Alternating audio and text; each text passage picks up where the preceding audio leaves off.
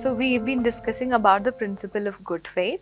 So in the last video we discussed about the concept of principle of good faith, and in this video we will look at how it has been invoked in certain ISTS cases. So particularly we'll discuss some cases which we have already discussed in detail. So I'm just going to highlight the point with regard to how the tribunal had looked at the state's action from the prism of from the principle of good faith, right? So this is what we're going to discuss in this video. The first case that I would want to talk about is Sar Papier versus Poland case. I mean, this is a very old case, was decided even before Metal Clear, but the award of this case came out very recently when Poland adopted a legislation similar to our Indian Right to Information Act. Right, a similar legislation was adopted in Poland. Pursuant to that legislation, the award became public. So the award of Sar Papier was made public only recently.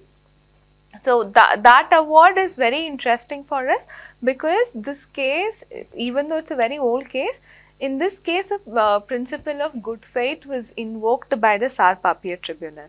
So here what had happened was Sar Papier, the Polish subsidiary of Sar Papier, was carrying on a business activity where it was making a product, and one of the ingredient for making the product was Malkuttara, which is a waste paper product. So Sar Papier's Polish subsidiary was importing this, and then it was using it as an ingredient for its economic activity. At that particular point of time, Poland issues an order prohibiting the import of waste. So when it's stated that import of waste is prohibited, even the waste paper product was also prohibited. So at that point of time, the Polish subsidiary was trying to locally source this product, Malkuttara, the waste product, and that resulted in an inferior quality of the output product.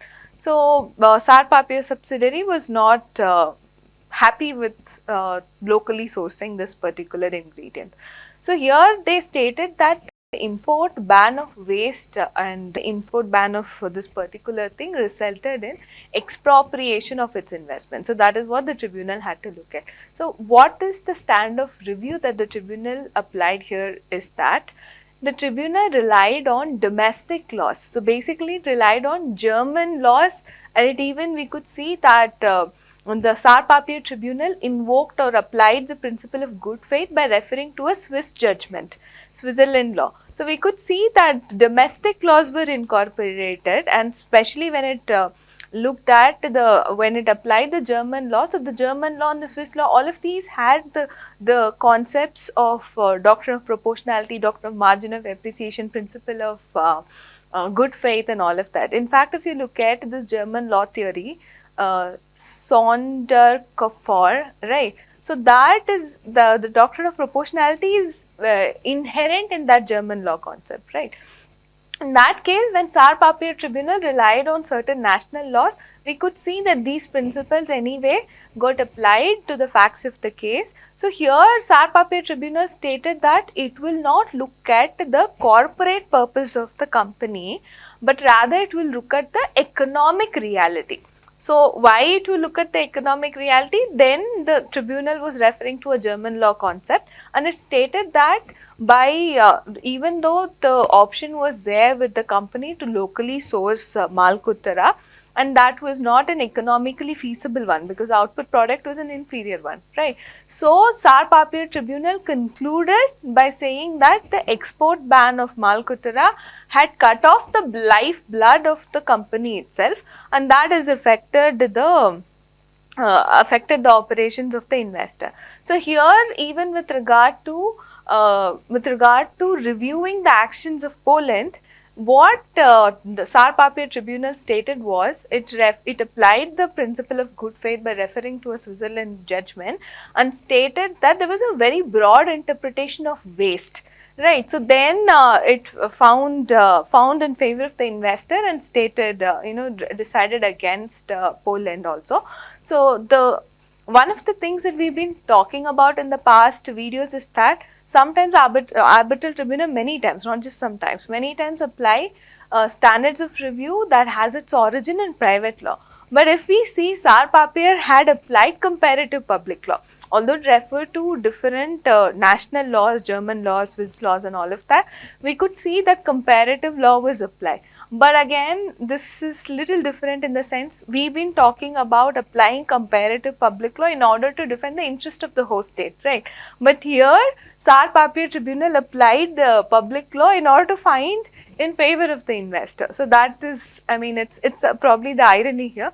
But anyway, applying comparative public law is what would increase the chances of environmental concerns being integrated in international investment law. So that is what we've been arguing in the past few weeks as well.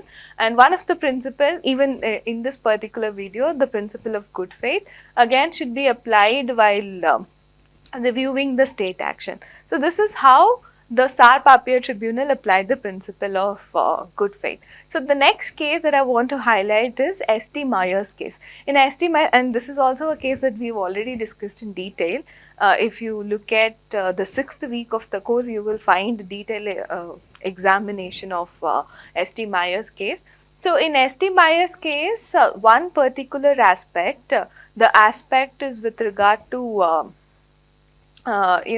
whether Canada, now S.T. Meyer Tribunal explicitly stated that government can adopt any methodology, government can take any measures, however correct, however wrong. The only method to correct this is through internal political and legal process, including election. So then what is it that the tribunal would do? So S.T. Myers Tribunal stated that it will not second guess the actions of the host state and it will give high degree of difference.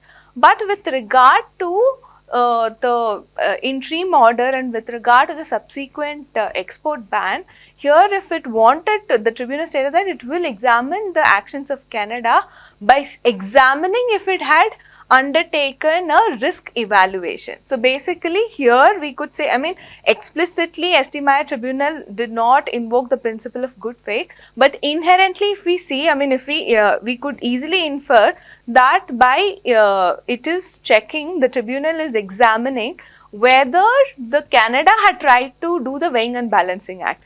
In the last video, this is what we discussed, that the weighing and balancing should be internalized in the state's own process itself. So when what the Canada has here done was, the tribunal, S.T. Meyer Tribunal here has done was, it looked at whether the Canada has undertaken a risk evaluation while enacting the interim order and while imposing the export ban. So this also we could see that principle of good faith is something that is being applied here, although not explicitly stated by S.T. Myers Tribunal.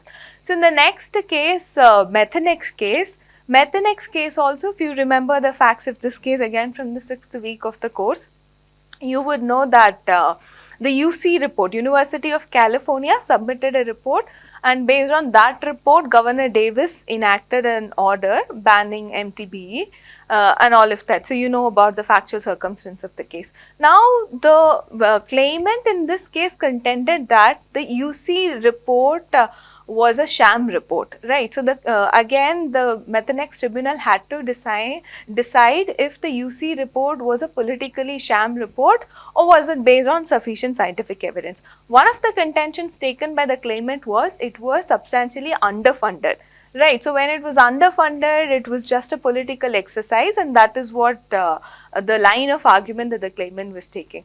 Then the Methanex Tribunal noted that actually the UC report, after the report had come, it was subject to public hearings and there was public peer review as well. So it stated that the UC report is actually based on scientific assessment and not a public sham one. So here also we could see the Methanex Tribunal trying to look at whether the report was adopted in good faith or it was merely a political sham as well. We do see that explicitly Methanex Tribunal did not say that it is reviewing the good faith of the host state, but essentially what it was doing is it was reviewing the good faith of the host state. And the next case that I also would like to discuss here is TechMed versus Mexico. So in TechMed versus Mexico, here we could see that the tribunal was looking at the fact whether the decision to not review the license, was it because of any legitimate grounds or was it because of any community pressure. So that is where TechMed tribunal stated that, looking at the facts of the case, it concluded that the action to not renew the license is because of the community pressure. Then it went ahead and looked at whether the community pressure was proportional to the adverse effect that had happened to TechMed. So when the community pressure is proportional, what did the tribunal do? So again, TechMed tribunal is the first tribunal to apply the proportionality test, right? So just checking if it is proportional or not by looking at why the order was passed or order not to renew the license was passed. We could see that the TechMed tribunal is also looking at the good faith, invoking the principle of good faith. And again here TechMed tribunal went ahead to conclude by referring to James versus United Kingdom.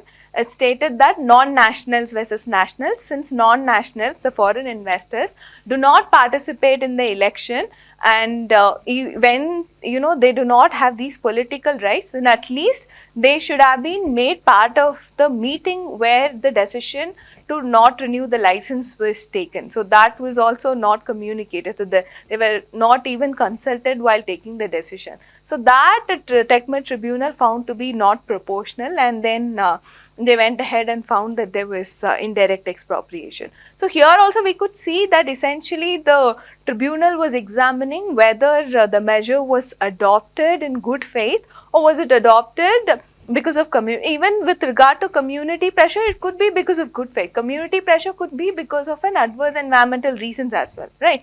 So that could also happen. That is where we could see TechMed tribunal applying the proportionality test. So in all these cases that we discussed, we could see the tribunal had invoked the concept of principle of good faith to review the actions of the host state, and it has examined whether the host state had taken the action in good faith or not. So this is how even in ISTS the principle of good faith could play a significant role. So in all of these videos, this video and the previous videos, we've been looking at how, if these concepts are applied by the arbitral tribunal, there is a possibility of addressing environmental concerns within the strict boundaries of international investment law as well.